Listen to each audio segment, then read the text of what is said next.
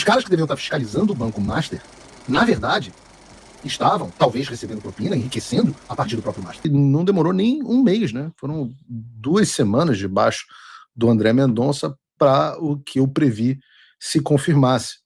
Em poucas semanas, o André Mendonça fez o que o Toffoli se recusou a fazer durante meses e determinou a prisão do Daniel Vorcaro. Vorcaro foi preso hoje pela manhã, se você está numa caverna e não recebeu essa notícia, durante a terceira fase da Operação Compliance Zero. E eu volto a dizer, essa foi a primeira decisão do André Mendonça como relator do caso no STF. Porra, começou bem, né? Começou bem. Além do Vorcaro, a Polícia Federal cumpriu 4 mandados de prisão preventiva e 15 mandados de busca e apreensão, em São Paulo, Minas, tendo o André Mendonça determinado também o afastamento de cargos públicos dos alvos dos mandados e o sequestro e bloqueio de bens no montante de 22 bilhões de reais. Eu vou ler de novo. 22 bilhões de reais.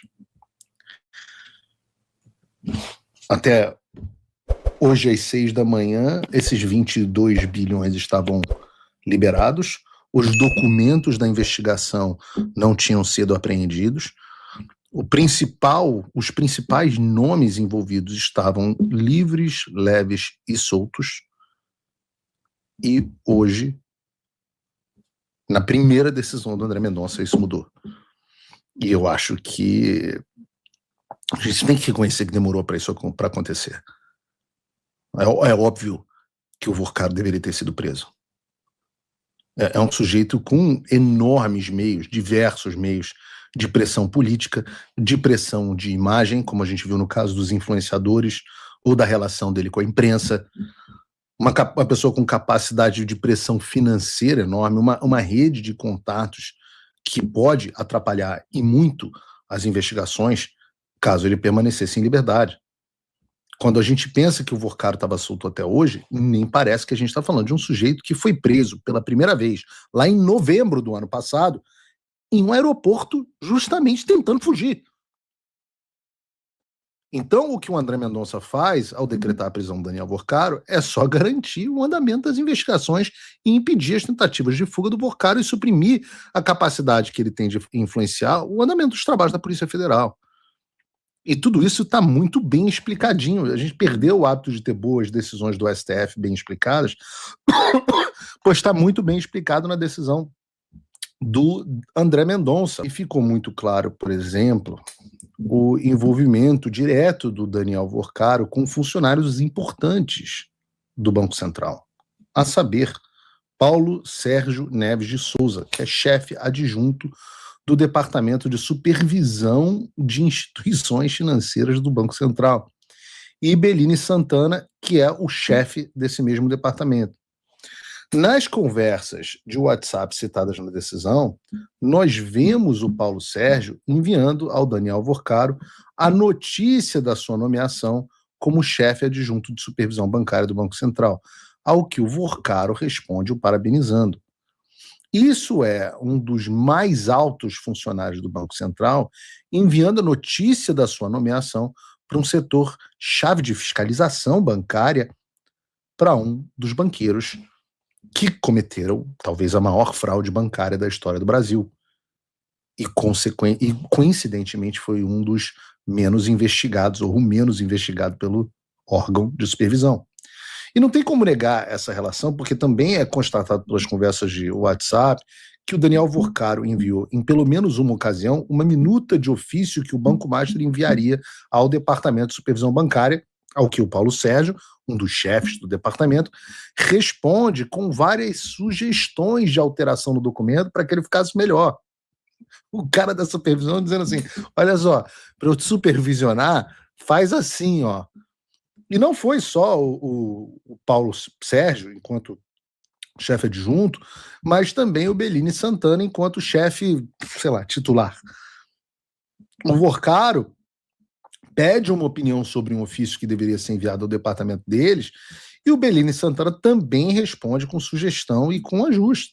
Então, para todos os efeitos, as duas pessoas mais importantes do setor de supervisão bancária do Banco Central, estou falando de Banco Central aqui, eram funcionários do Daniel Vorcaro.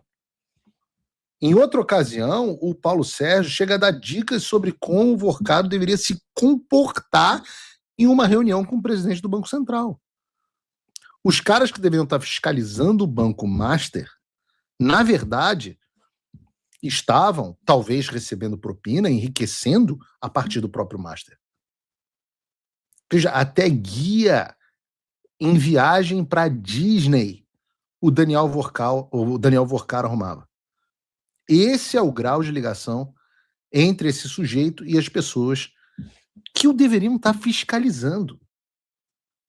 E como se tudo isso já não fosse o suficiente, a decisão do André Mendonça ainda cita a existência de indícios de que sistemas sigilosos da Polícia Federal, do Ministério Público e até mesmo de mecanismos internacionais como a Interpol teriam sido invadidos pelo grupo do Daniel Vorcaro.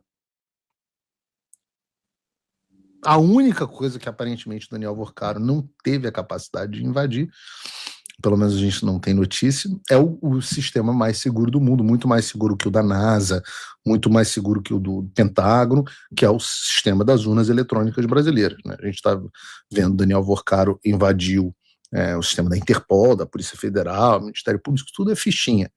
Mas o sistema das urnas eletrônicas, esse é inviolável, né? Esse aí, porra. O que tudo isso leva a gente a uma conclusão inevitável. O caso do Daniel Vorcaro com o Banco Master seria absolutamente impossível sem o envolvimento e a anuência do Banco Central. O Galípoli pode querer pagar de isento, pode querer apagar a trilha dele, afastando os servidores e tudo mais, mas é impossível que o Banco Central não tivesse ciência do que estava acontecendo. E quando começou essa treta aqui, enquanto virou...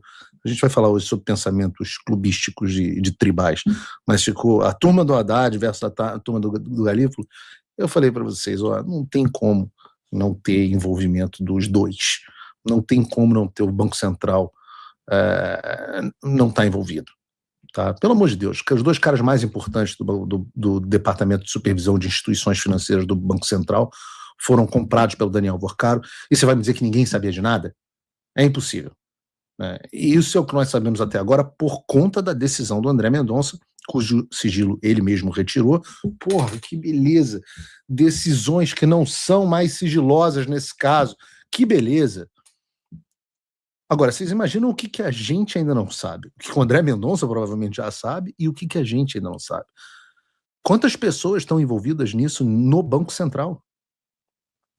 Eu tenho a impressão de que a história não acaba por aqui, que a gente tem muita coisa envolvendo o Banco Central nos próximos meses. Eu tenho, inclusive, preocupação de que se possa chegar à gestão do Roberto Campos Neto. O Paulo Sérgio Neves de Souza, por exemplo, chegou a comandar a diretoria de fiscalização do Banco Central de 2019 a 2023, durante a gestão do Campos Neto. Foi ele, inclusive, que assinou a autorização de compra do Banco Máxima, que seria renomeado como Banco Master, pelo Daniel Vorcaro, mesmo com o Vorcaro sendo investigado pela Polícia Federal. Então não é algo restrito ao mandato do Galípoli. Não é algo só do Galípoli, é algo mais amplo. E eu não estou dizendo aqui que há um envolvimento do Campos Neto. Eu estou dizendo desde o início que eu creio que o André Mendonça vai adotar uma postura correta. Eu não tenho dúvida de que com ele o pau que bate em Chico vai bater em Francisco também. O Campos Neto eu não conheço, não tenho nada contra ele, e esse escândalo não tem ele como foco central, mas parece que tem raízes anteriores. As minhas referências do Campos Neto, a imprensa estava até cogitando que ele seria ministro do Flávio Bolsonaro. Eu acho que não. Nunca falei com o Flávio a esse respeito, mas eu, se tivesse que chutar, diria que não. Mas eu tenho boas referências desse. Nós temos uma grande amiga em comum, falam muito bem dele. Agora, não tenho como dizer que não vai aparecer nada a respeito dele. Quem quer que esteja envolvido vai ser investigado. E no que depender do André Mendonça, eu tenho certeza que vai ser punido, doa quem doer.